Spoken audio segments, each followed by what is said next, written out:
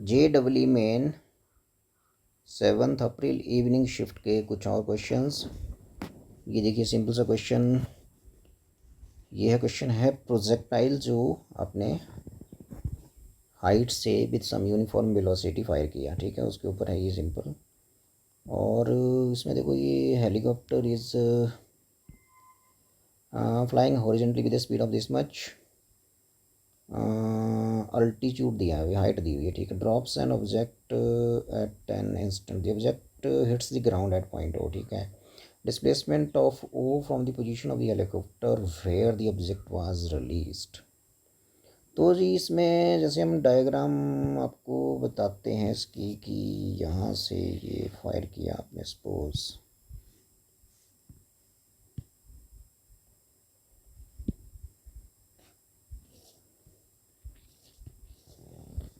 ये तो यहाँ आपने इसको कुछ इनिशियल वेलोसिटी दी है, ऐसे यू दिया है, सपोज इनिशियल वेलोसिटी यू है, तो आएगा ऐसे नीचे कोई, यहाँ हिट किया ओ पॉइंट पे, ओ पॉइंट बोल रहा है, तो यहाँ से आपने ड्रॉप किया, यहाँ से कुछ ऑब्जेक्ट को ड्रॉप किया, ठीक है, यहाँ से ड्रॉप किया सपोज, तो ये जो आपका डिस्टेंस बनेगा फिर ये वाला,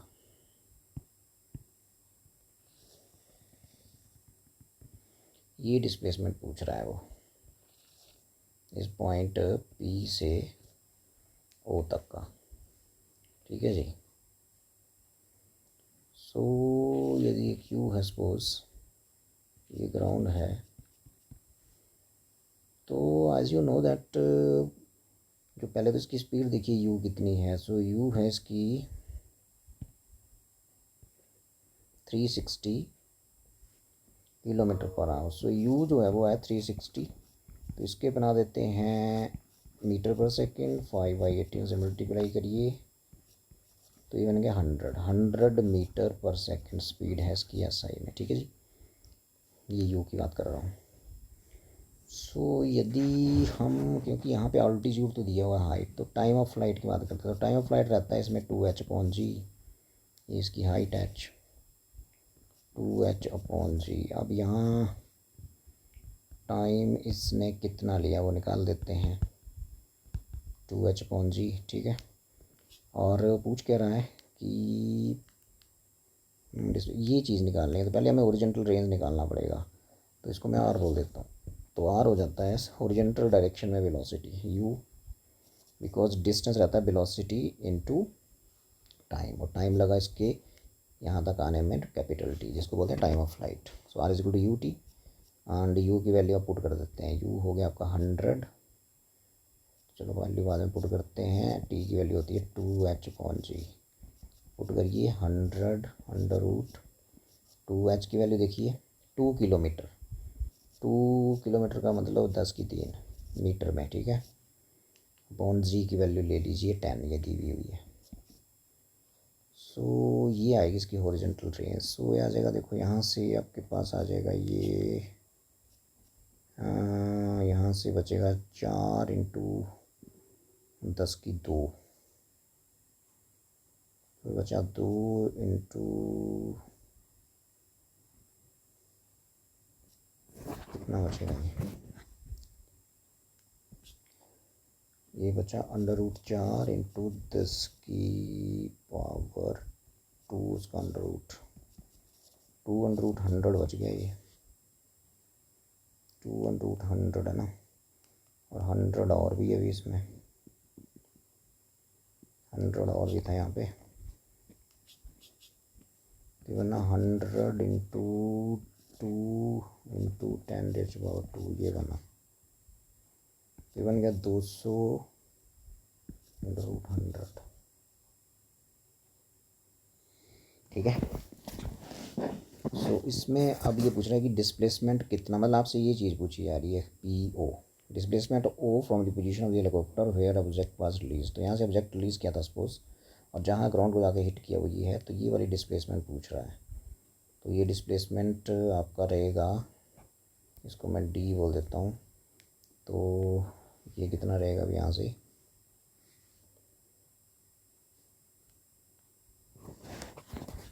पाइथागोरस से लगा दीजिए, इस एंगल 90 डिग्री, सो डी रहेगा H square plus R square under root. ठीक है। सो यदि मैं यहाँ से करूँ एच की वैल्यू, एच मीन्स किलोमीटर में आंसर आ रहा है। हाँ, H H H H H means C S में भर दी, इसमें एस आई में भर दीजिए। एच का मतलब आर मीन्स 2।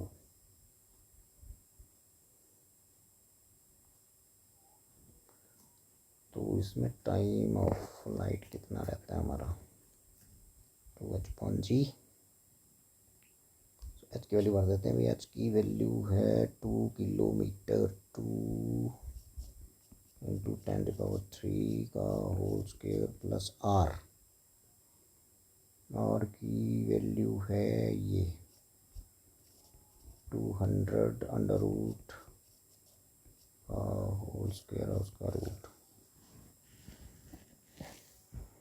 ठीक है जी।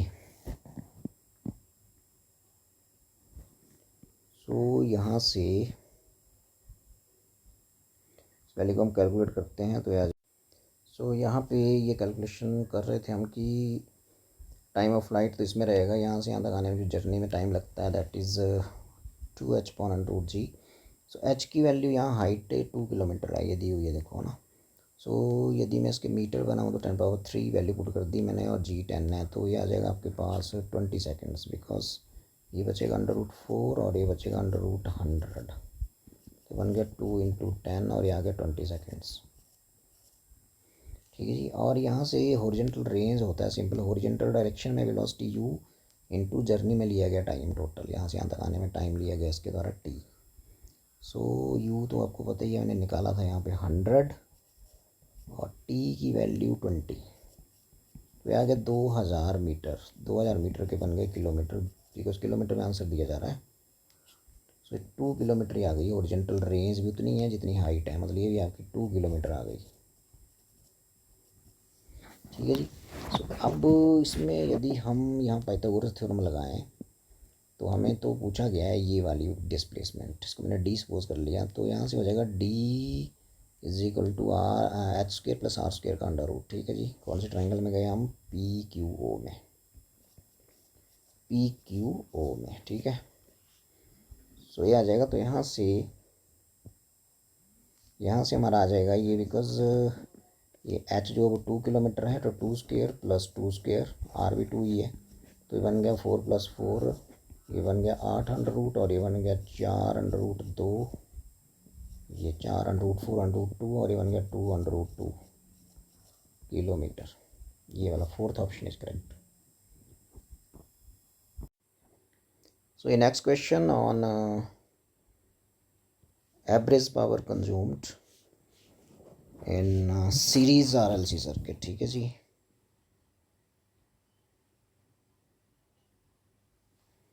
सो ये पूछ रहा है कि इंडक्टर का रिएक्टेंस दिया हुआ है भी, ठीक है, XL दिया हुआ है, मतलब आपको कैपेसिटर का भी दिया हुआ है कैपेसिटिव रिएक्टेंस XC, रजिस्टर का रेजिस्टेंस दिया हुआ है R। They are connected in series to AC source 10 volt 50 hours. ठीक है। Average power dissipated by the circuit. So इसमें आपने सिंपल पहले तो इसका इम्पीडेंस निकाल लीजिए। तो इम्पीडेंस इस सर्किट में रहेगा under root R square plus XL minus XC का होल स्क्वेयर। सो यहाँ से R स्क्वेयर मीन्स आपका 50 square plus XL minus XC। So XL is 100, XC is 50, so ये 50 होल स्क्वेयर रह गया। ठीक है जी। सो ये बन गया 2 इंटू 50 स्क्वेयर, सो ये बन गया अंडर रूट 250, मतलब ये बन गया 50 अंडर रूट 2। सो ये डाटा निकल चुका है। ठीक है। अब पावर कंज्यूम जो होती है सीरीज RLC सर्किट में वो रहता है आपका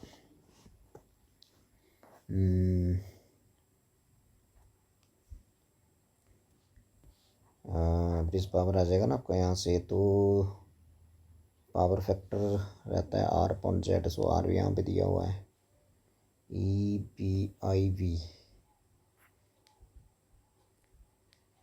आपका ये 10 आ गया, और ठीक है, तो यहाँ से का EBIV cos फाई होता है R/Z।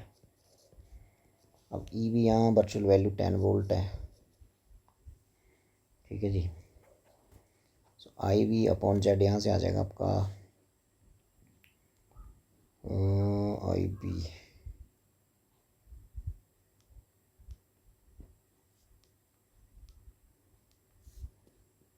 करंट, यहाँ से आ जाएगा आपका ये। सो यहाँ से नेक्स्ट ये देखिए आप यहाँ पे, सो ये फॉर्मूला रहता है ना, R/Z मीन्स cos होता है यहाँ पावर फैक्टर। सो ये आगे देखो, इसको ऐसे लिख सकते हैं EB। अब IB क्या होता है? IB होता है EB/Z, potential difference upon resistance, effective resistance is Z, और cos होता है R/Z। बस इन वैल्यूज़ को भर दीजिए यहाँ पे। EB मीन्स 10, फिर 10, Z मीन्स 50√2, और इसका आ जाएगा होल स्क्वायर, बिकॉज 2 बार आ गया है, और R मीन्स 50। इसको सॉल्व कर लो, और यह बन गया आपका देखो 100, ये बन गया 100 into 50/50 into 50 into 1/2 whole square बन गया 250 से 50 कैंसिल, और ये देखिए इससे ये कैंसिल, और ये बन गया ये, और ये एक ही आगे भी काट कूट के, ठीक है। सो 1 वाट पावर कंजम्पशन आएगा इसमें, ठीक है। पावर डिसिपेशन जो होगा इसमें वो होगा ये। तो सिंपल था।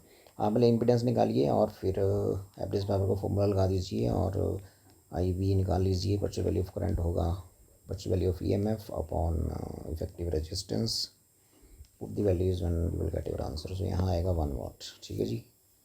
नेक्स्ट देख लेते हैं छोटा सा क्वेश्चन एक और। इट इज़ नॉट छोटा सा, ये बहुत अच्छा क्वेश्चन है। थर्मल कंडक्टिविटी का क्वेश्चन भी अक्सर आ रहा है अभी शिफ्ट्स में, जो भी शिफ्ट्स चली हुई हैं, ठीक है।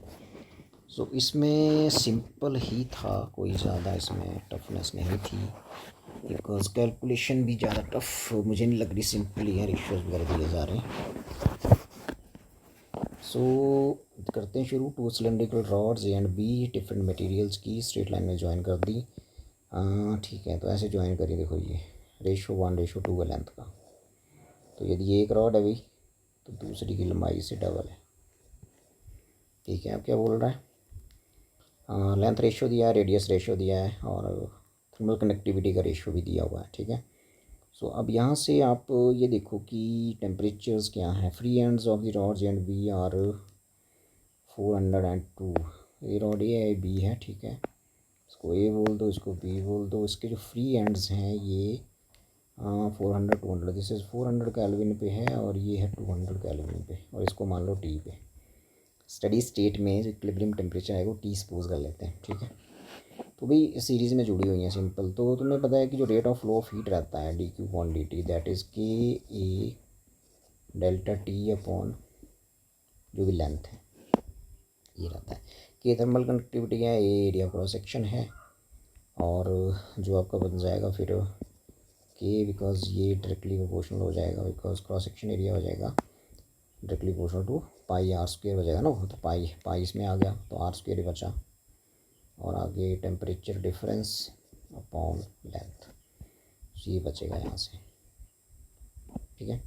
सो यदि मैं इसको, चलो अभी ऐसे रखते हैं कि ये रखते हैं, तो यहाँ से इसको ऐसे ले सकते हैं, देखो डेल्टा टी अपॉन इस के को नीचे ले जाओ, तो बन गया L/K।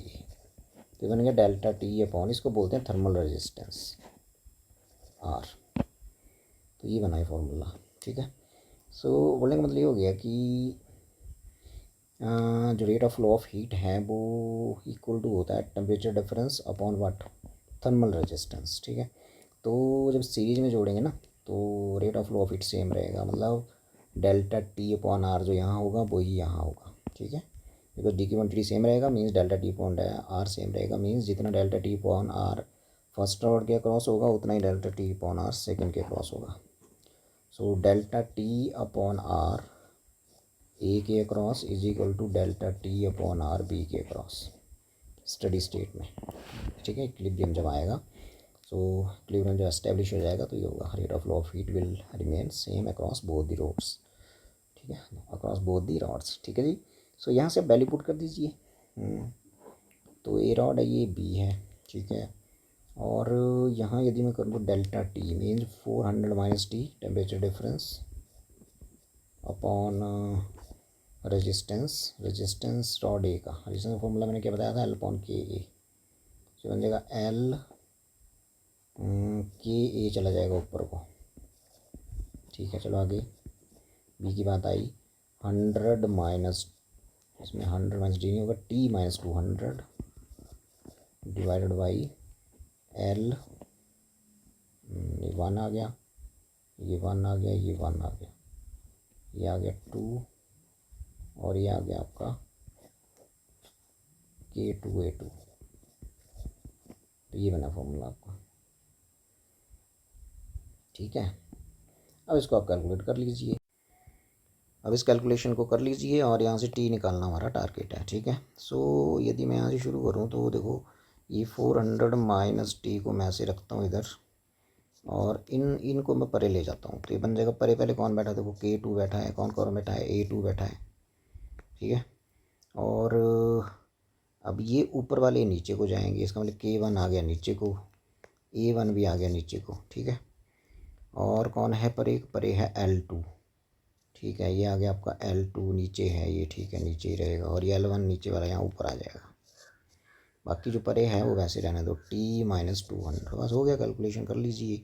अब वैल्यूज़ आप देख लीजिए, यहाँ पुट करनी है। 400 minus T is equal to, हाँ तो इसको देखो ना, एरिया A2/A1 है, तो इसको मैं ऐसे लिख सकता हूँ K2/K1, बिकॉज एरिया रहेगा cross section pi R square, तो directly proportional to R square. तो हो जाएगा R2 स्क्वेयर, स्क्वेयर को ऊपर रखिए, ऐसे होल कर लीजिए। तो ये बन गया आपका, वैल्यूज़ ही पुट करनी है। और ये टी माइनस 200 इधर ले आइए नीचे, ये इसको परे रखिए, कोई प्रॉब्लम नहीं है। तो अब सिंपल इसको कैलकुलेट कर दीजिए। K2/K1, तो यहाँ देख लेते हैं वही रेशियोज़। हाँ, 2 का मतलब बी को बोल रहा हूँ मैं 2, और उसके ए को मैं 1 बोल रहा हूँ। ठीक है, तो ये बन जाएगा 2/1, R2/R1। इसको देख लेते हैं, R2 नीचे वाला पहले बोलो 1/2, और इसका है होल स्क्वेयर, और L1/L2 बन जाएगा 1/2, 1/2, और आगे है T माइनस 200, और इधर वैसे ही लिख दीजिए। सो ये देखो जी, अब यहाँ से आपका ये 2 से 2 कैंसिल, तो यहाँ बचा ये आपका 1/4 स्क्वेयर है ना, तो 1/4 बचा यहाँ। तो उस 4 को यहाँ लिख दो, 1/4 बचेगा, इस 4 को मैं इधर ले आया। सो ये बन गया ये, और इक्वल टू ऊपर की तरफ बचा T माइनस 200। इसको सॉल्व कर लो, 4 अंदर जाएगा, 1600 minus 40 is equal to T minus 200। ठीक है, इसको परे ले जाओ और इसके ऊपर ले आओ, तो परे जाके हो गया 40 प्लस T 5T, और ये हो गया 1800, 200 जब उड़े आएगा। ठीक है, तो T हो जाएगा यहाँ से 1800/5, ये हो जाएगा 5 3 15, 360 डिग्री सेल्सियस केल्विन, केल्विन में कर रहे हैं 360 केल्विन। तो दिस इज द आंसर। तो भी ये था, इसमें बस इतना सा ध्यान रखिए कि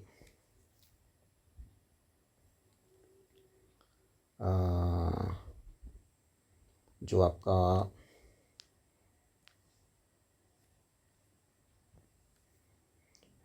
सिंपली जब उनको सीरीज़ में कनेक्ट करते हैं तो rate of flow of heat same रहता है, बस इतना सा ध्यान रखिए। बाकी फार्मूला आपको पता है, यहाँ के को नीचे ले जाइए, इसको बोलते हैं थर्मल रेजिस्टेंस आर। अब ये बन गया formula, dQ/dt is equal to delta T/R। अब सीरीज़ में dQ/dt सेम रहता है ना, तो डेल्टा T/R जितना इस रॉड के क्रॉस होगा उतना ही दूसरी के क्रॉस होगा। ठीक है, कर दिया हमने, ए के cross is equal to B के क्रॉस। ए वाले को मैंने 1 1 बोल दिया, बी वाले को मैंने 2 2 बोल दिया, और सारी वैल्यूज यहाँ पुट करी। पुट करने के बाद मेरा जो इक्विलिब्रियम टेम्परेचर है वो आ गया मेरा कितना, रूम टेम्परेचर आ गया मेरा 360 केल्विन। तो ये था। चलते हैं आगे, ये देखते हैं। देखो अच्छा जी, ये क्वेश्चन बोल रहा है कि इलेक्ट्रिक फील्ड रीजन में इतनी है, flux of the field through rectangular surface. अच्छा, जब फ्लक्स निकालना है उस सरफेस के, रेक्टेंगुलर सरफेस के क्रॉस जो एक्स जेड प्लेन के पैरेलल है। तो भी जैसे हमारे प्लेन रहते हैं ना, ये जैसे एक्स जेड की बात कर रहे हैं, तो जैसे मान लो ये एक्स है, ये जेड है और ये वाई एक्सिस है, ये ओरिजिन है। तो जब हम बात कर रहे हैं एक्स जेड प्लेन की, तो एक्स जेड प्लेन के परपेंडिकुलर डायरेक्शन में होगा एरिया वेक्टर। तो एक्स जेड प्लेन के परपेंडिकुलर कौन सी एक्सिस होती है? By axis. तो एरिया वेक्टर मतलब इस तरफ चला गया, एरिया वेक्टर जो है आपका जे कैप की तरफ है, ठीक है। और इस तरफ आई कैप डायरेक्शन देता है, ये यूनिट वेक्टर, इस तरफ के कैप, ठीक है। इसका मतलब ये हो गया कि जो आपका फ्लक्स रहता है वो रहता है E dot A is equal to flux, simple, ठीक है। अब ई की वैल्यू यहाँ पुट कर देते हैं, 2 आई कैप प्लस 4 जे कैप प्लस 6 के कैप, ये आ गई ई की वैल्यू। और एरिया वेक्टर मैंने बता दिया कि बिकॉज एक्स जेड प्लेन के वो परपेंडिकुलर होगा, मीन्स वो बाई एक्सिस के लॉन्ग होगा, ठीक है। तो ए जे कैप हो जाएगा यहाँ is equal to flux, flux is given 6, उसका यूनिट है आगे, ठीक है। तो यहाँ से देखो ना, ये यहाँ से डॉट प्रोडक्ट जब लेंगे तो जे डॉट जे होता है 1, तो यहाँ से बचेगा 4a, बाकी आई डॉट जे 0, के डॉट जे भी 0, तो ये बन गया यहाँ से 4a इज इक्वल टू 6,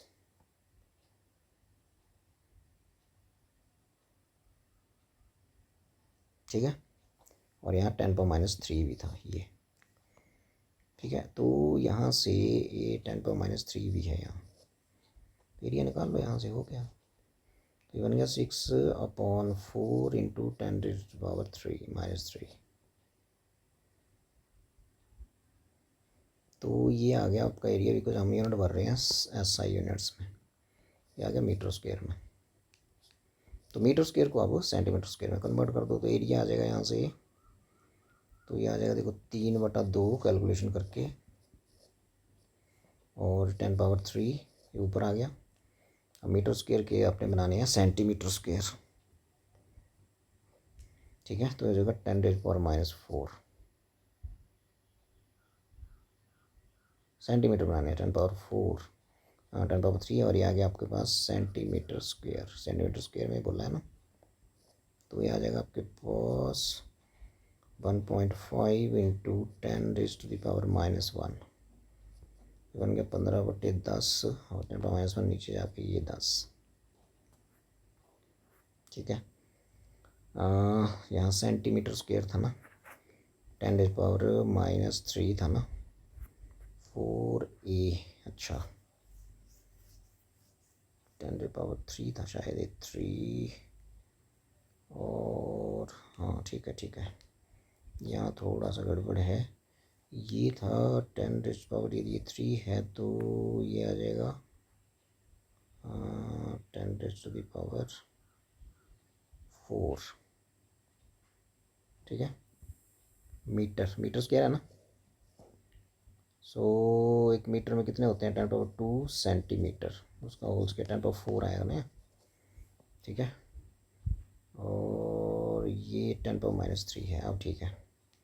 सो अब कितना बचा? ये आ गया 1.5 और ये बचा 10, तो ये आ गया 15/10 इंटू 10, ठीक है जी। तो ये 10 कैंसिल हो गया, 15 स्क्वायर मीटर, तो ये था, ठीक है।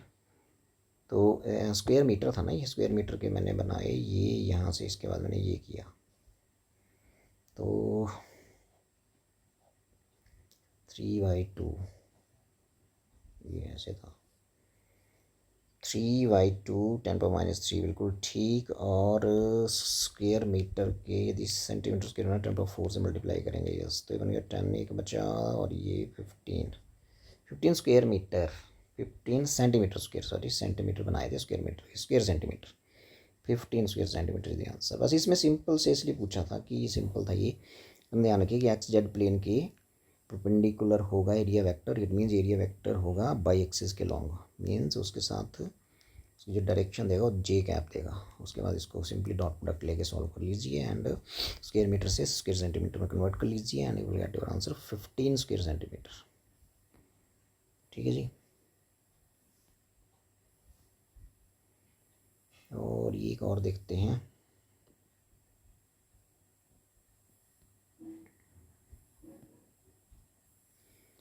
सो ये है क्वेश्चन। 500 मास दिया है ग्राम में। सो 500 ग्राम ये बन गया 500/1000। तो ये बन गया 1/2 मतलब 0.5 kg। SI में काम करेंगे बिकॉज SI में आंसर है। This mass is moving along x axis with speed. Speed is a function of x यहाँ। तो ये दिया 4√x। ठीक है जी। तो अब एक्सेलरेशन निकालनी पड़ेगी थी, फोर्स निकालना है आपने। तो एक्सेलरेशन जो रहता है वो रहता है dv/dt। बट वेलोसिटी टाइम का फंक्शन है, यहाँ velocity is function of x. तो इसको ऐसा करते हैं कि dx से मल्टीप्लाई कर देते हैं और dx से डिवाइड कर देते हैं। dx और यहाँ था dv और यहाँ आ गया dt। अब देखो dx से मैंने मल्टीप्लाई डिवाइड कर दिया तो ये बन गया, दे रहे आपके पास बन गया ये dx/dt बन गया वेलोसिटी। तो आपके पास बन गया a = वेलोसिटी, ये बन गई वेलोसिटी और आगे बचा dv/dx। अब वैल्यू पुट कर दो। v की वैल्यू 4√x d/dx, फिर v की वैल्यू 4√x। अब इसको सॉल्व करो 4√x। अब इसका डेरिवेटिव लो विद रिस्पेक्ट टू x। तो 4 तो आ गया बाहर को और x की पावर हाफ है तो बन जाएगा x की पावर हाफ -1 और मल्टीप्लाइड बाई ये जो पावर में लिखा ही नीचे भी उतरेगा, मतलब हाफ -1। देखते क्या आता है। बन गया 4√x। ये फिर बन गया 4√x बिकॉज x की पावर हाफ -हाफ बचेगा ना। तो ये बन गया x की पावर -हाफ और मल्टीप्लाई करना पड़ेगा -हाफ से, ये बना।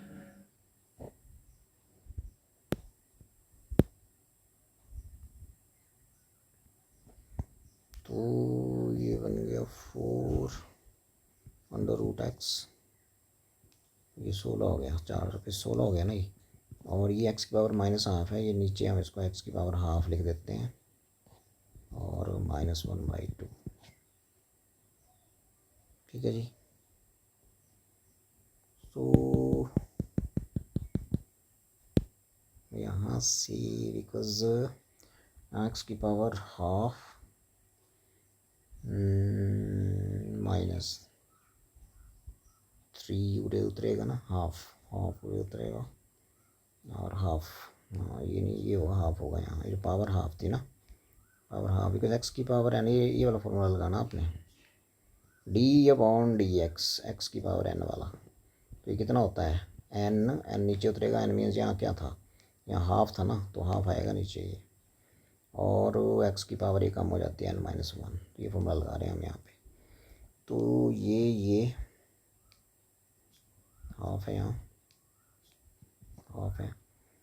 तो भी देखिए अब ये x की पावर हाफ मीन √x, तो ये कट गया और 2 से ये कट गया 8। तो एक्सेलरेशन आएगी 8 मीटर/सेकेंड। दोबारा देख लीजिए, v की वैल्यू पुट करिए यहाँ। ये अभी x की पावर हाफ है तो हाफ आएगा, ये देखो n उतर के आता है नीचे, मैंने लास्ट में लिख दिया। ठीक है, और एक पावर कम हो जाती है ये। अब ये पावर हाफ -1 होता है, -हाफ, हाँ ऐसे लिख दिया। अब ये x की पावर -हाफ को हम नीचे ले गए, √x बन गया। √x से √x कैंसिल हो गया और 8 मीटर/सेकेंड। तो फोर्स आ जाएगा m × a, Newton second law. और m है 8 और ये है आपका m है कितना 0.5 और ये है आपका 8। तो ये बन गया 1/2 × 8 means 4 Newton. So second option is correct. ये क्वेश्चन सिंपल था बिकॉज यहाँ से velocity was not a function of time, velocity was a function of x. तो ऐसा हो तो फिर एक्सेलरेशन आपका ये याद रखिए, ये फिर यहाँ से आराम से निकल जाएगा। एक्सेलरेशन निकलने के बाद सेकेंड लॉ लगा दीजिए and you will get your answer F = ma, you will gate 4 Newton.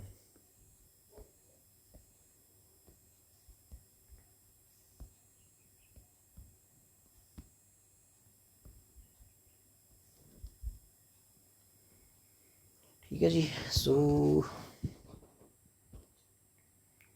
इसमें पूछ रहा है कि पैरेलल प्लेट कैपेसिटर है, कैपेसिटेंस डाइलेक्ट्रिक स्लैब इंसर्ट कर दिया और फिर सारा स्पेस उसने फिल कर दिया। Induce charge on one face of slab is this dielectric constant.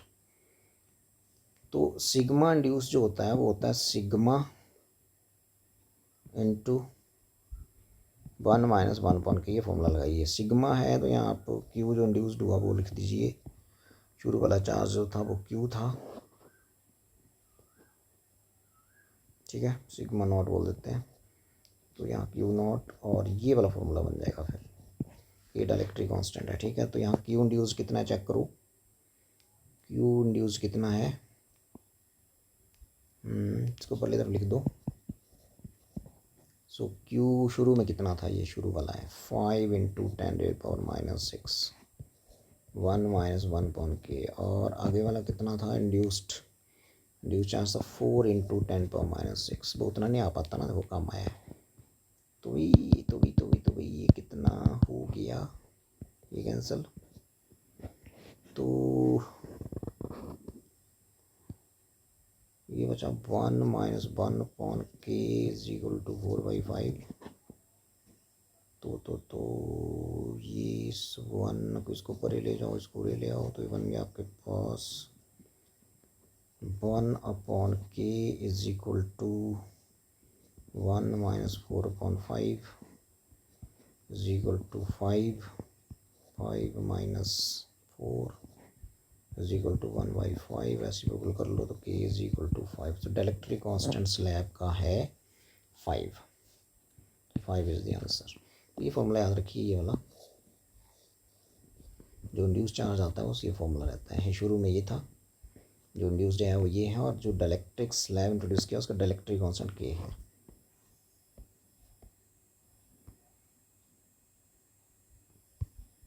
तो भी ये देख लीजिए, तो इसमें सिंपल पूछा जा रहा है आपसे कि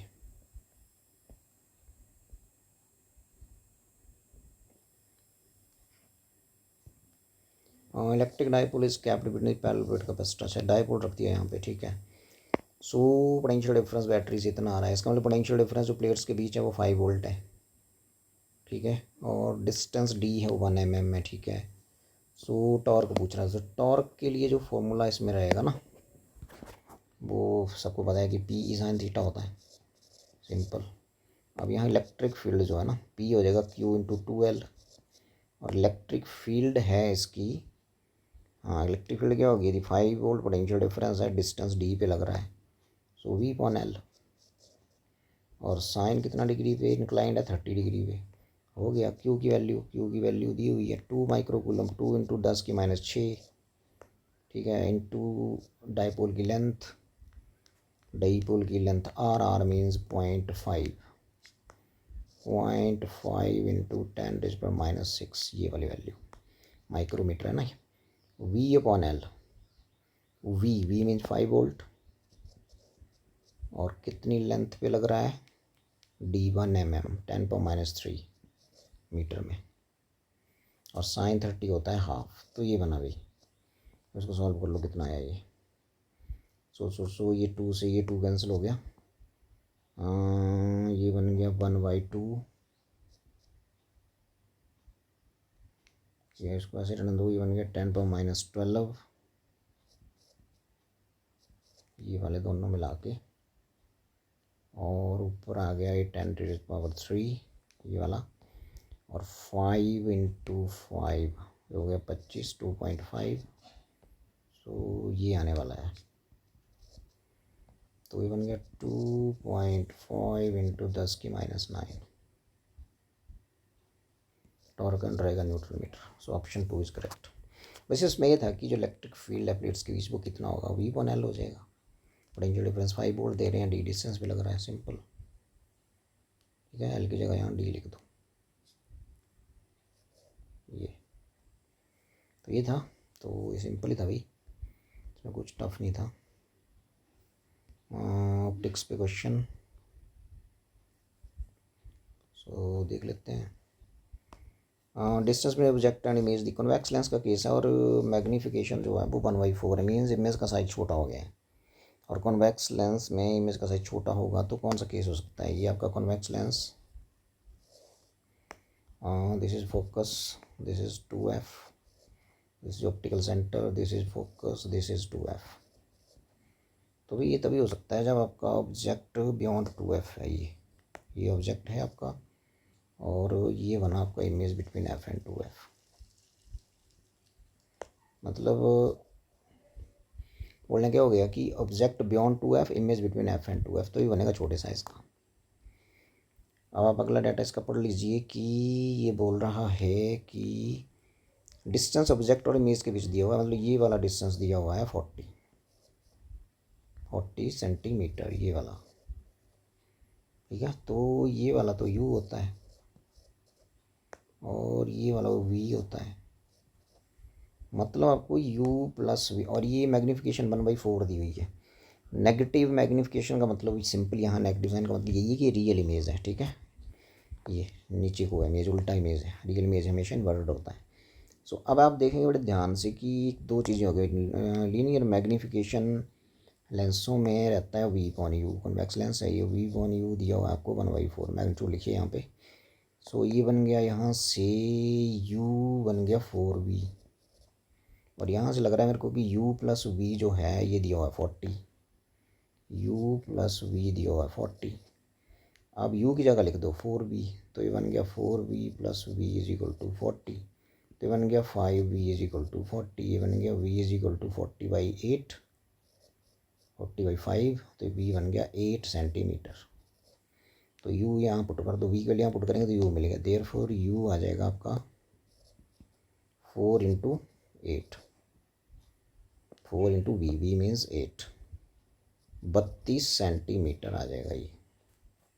ठीक है जी, तो अब u और v आपके पास हैं। ये आपका देखो v है और ये आपका u है। तो क्या पूछा है, फोकल लेंथ। तो फोकल लेंथ का फॉर्मूला ये होता है v/u/v upon u minus v।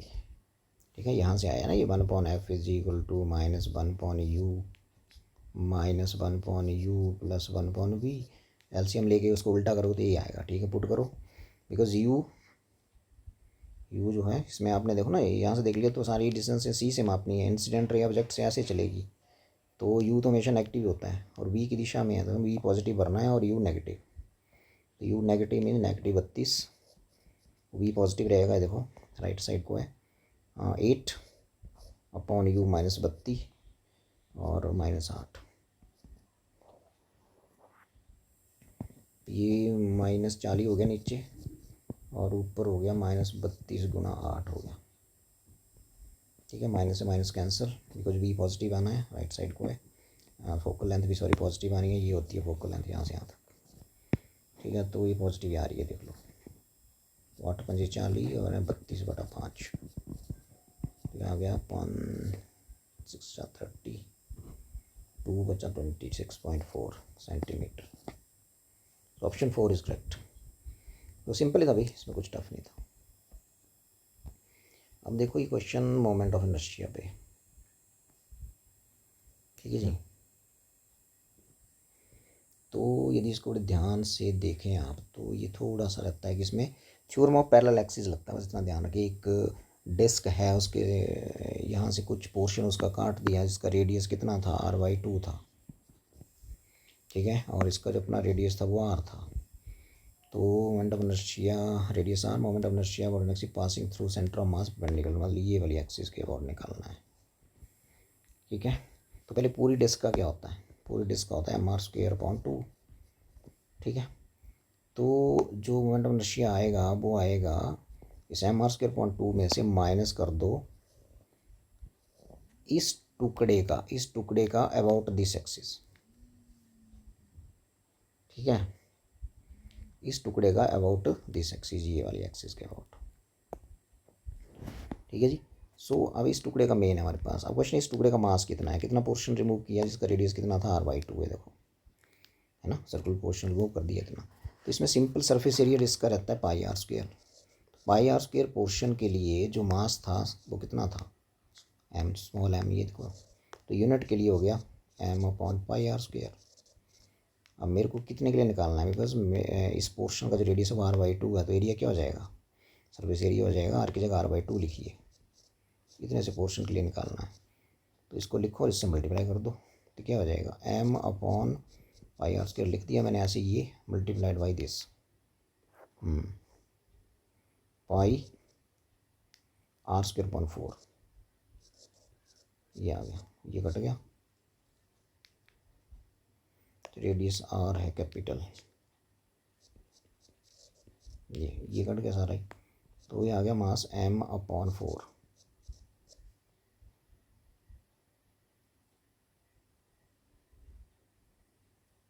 ठीक है, ठीक है जी, because pi R square surface area पूरी डिस्क का, तो मास m सरफेस एरिया पे, इस सरफेस एरिया पे मास m है, यूनिट पे इतना हो गया।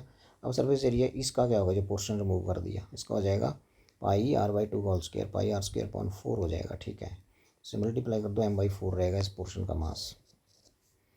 तो इस पोर्शन की अब आपने मोमेंट ऑफ इनर्शिया निकालनी है अबाउट दिस एक्सिस, तो इस पोर्शन की, बिकॉज m/4 तो इसका मास है। ठीक है, तो पहले तो आपको इस एक्सिस के अबाउट लिखना पड़ेगा, इन दोनों एक्सिस के बीच का डिस्टेंस देखना पड़ेगा, तो ये डिस्टेंस r/2 है। तो इस एक्सिस के अबाउट क्या होगा, यही होगा mr²/2, लेकिन m की जगह क्या लिखना है, m की जगह लिखना है स्मॉल m है, ये m की जगह लिखना है m/4, और r की जगह लिखना है r/2, r/2 मीन्स r²/4। ठीक है, और एक और 2 है नीचे, ये आपको पता लग गया होगा।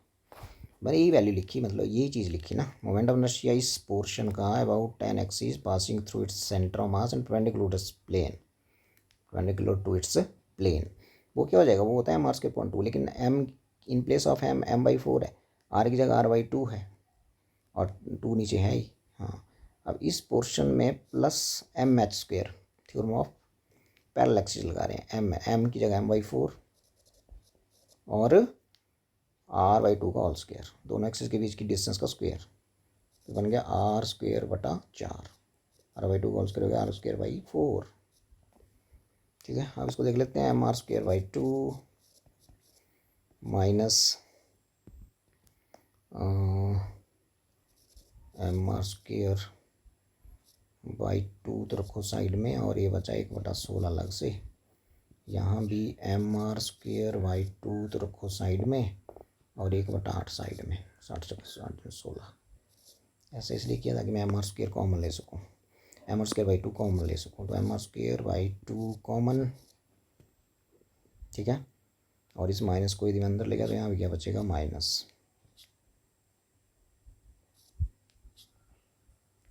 ये कुछ नहीं किया मैंने, ब्रैकेट खोल दिया, mr², 32 ये आ गया। ठीक है जी, तो mr²/2 यदि कॉमन लेता तो अंदर क्या बचता है, 1 - 1/16 - 1/8, तो ये बन गया mr²/2, और ये बन गया 16 - 1 - 2, तो बन गया mr²/2, और ये बन गया 13, 16 में से 3 गया, 13/16, तो ये बन गया mr²/13 बन गया ना, 13 यहाँ लिख दिया, 16 दूनी 32, तो ये आंसर है 13 mr², 13/32 mr², so option 1 is correct. So ये था भाई थ्योरम ऑफ पैरेलल एक्सिस लगेगी, यहाँ पे रखना ध्यान, क्योंकि इतना सा पोर्शन आपने रिमूव कर दिया है इस डिस्क में से, तो ये माइनस करना पड़ेगा, लेकिन इस पोर्शन का भी उसी एक्सिस के बॉन्ड निकालना पड़ेगा जो शुरू वाली जो डिस्क थी उसके सेंटर से गुजरी और उसके प्लेन के क्या थी, परपेंडिकुलर, तो ये थ्योरम ऑफ पैरेलल एक्सिस लगता है यहाँ पे ये। अब यदि पोर्शन r/3 रिमूव करते तो ये सिमिलर क्वेश्चन है भाई, बिल्कुल पोर्शन r/3 रिमूव करते तो क्या आंसर होता।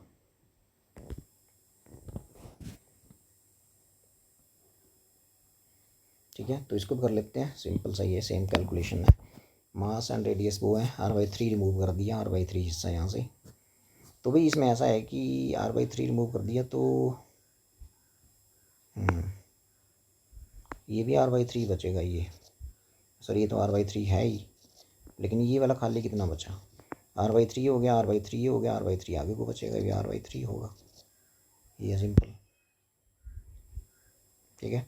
सो इसमें फिर वैसे ही करना है कि जो मोमेंट ऑफ इनर्शिया रहेगा आई इज इक्वल टू वो इस डिस्क का about an axis passing through C M and perpendicular to its plane, वो कितना रहता है M R square by 2।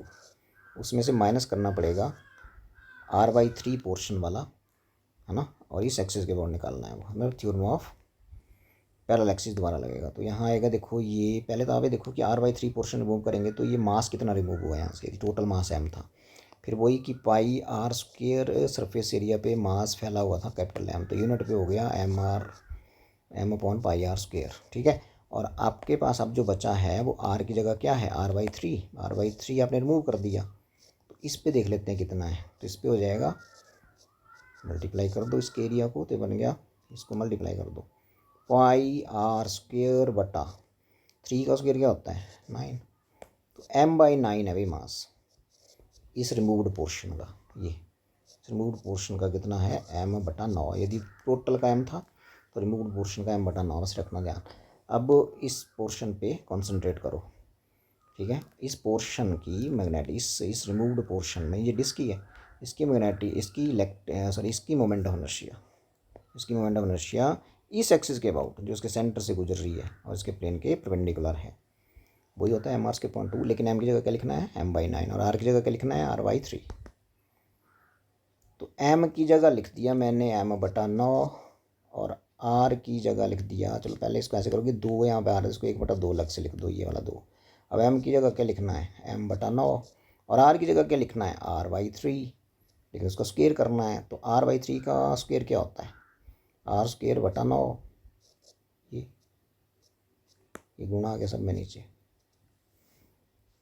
Minus sorry plus mh², और इसका मास m/9 और h² मीन्स इसके सेंटर से यहाँ से देखो इसके सेंटर से यहाँ तक का डिस्टेंस, इस एक्सिस तक का डिस्टेंस इसके और निकालना है ना। हाँ, तो यहाँ से सेंटर से यहाँ तक का डिस्टेंस कितना होगा r/3, यहाँ तक हो गया r/3 आगे 2r/3 r की जगह क्या लिखना है 2r/3, लेकिन r का क्या होता है स्क्वायर। बस इतना सा लॉजिक है, हो गया। बस इसको कर लो। अब ये बन गया m/2 माइनस m/2 को रखिए, बाकी नंबर को बाहर लिख दीजिए। तो m/2 मैं साइड में रख लिया, m/2 तो 1/81 बचा इधर, और यहाँ भी m/2 को साइड में माइनस ब्रैकेट खोल रहा हूँ मैं, माइनस आ गया। और यहाँ भी m/2 साइड में रख लो, m/2 2 है ही नहीं, पर चलो देखते हैं। तो पहले इसको कर ही लो, कितना आया ये m/9 2 दूनी 4 r²/9, ठीक है। ये आ जाएगा, इसको खोल के 4 r²/3 3 जा 9। अब मैं बोल रहा था कि 2 नहीं है तो 2 से मल्टीप्लाई कर दो, 2 से डिवाइड कर दो, तो अब देख लो अब आ जाएगा m/2 minus 1/81 m/2 minus m/2 को अलग से लिख दो, ये वाला m/2 तो ऊपर बचा 8, 4 दूनी 8/81 9 9 81, ये ध्यान देखो m/2 आ गया और m/2 ये आ गया, ये भी आ गया और ये भी आ गया, 2 भी बचा ऊपर, 2 चौके 8, ठीक है 9 9 81। तो बस यहाँ से m/2 कॉमन ले लो, अंदर क्या बचा, तो बस बचा 1 बचा यहाँ पे -1/81 और -8/81, ठीक है। तो भाई ये है 8 और ये है 1, तो ये हो गया -9/81 हो गया ये। तो m/2 1 - 9/81, 9 9 81 हो गया, ऊपर बचा 1/9 बचा ये m/2 इंटू 1 - 1/9, तो बच गया 9 - 1/9 ऐसे ही। तो बच गया m/2 इंटू 8/9, ये बच गया। तो ये बचा आपके पास 4 m/2 4mr² और नीचे बचा 9। ठीक है, नीचे बचा यहाँ 9। तो यही पूछ रहा है कि आंसर ये है, लेकिन बताओ x की जगह क्या है। तो x की जगह मेरा इधर कितना है, 9 है, तो 9 आंसर है इसका भाई। ठीक है, तो ये था क्वेश्चन, था सिंपल टुकड़ा काट दिया तो इसको ऐसे करना है, यहाँ थ्योरम ऑफ पैरेलल एक्सिस लगेगा। That's all. ऑप्शन इसका था नहीं, इसमें आंसर 9 था। ठीक है जी, ओके देन। और तो नहीं है, चेक कर लें, नहीं है और, ओके देन।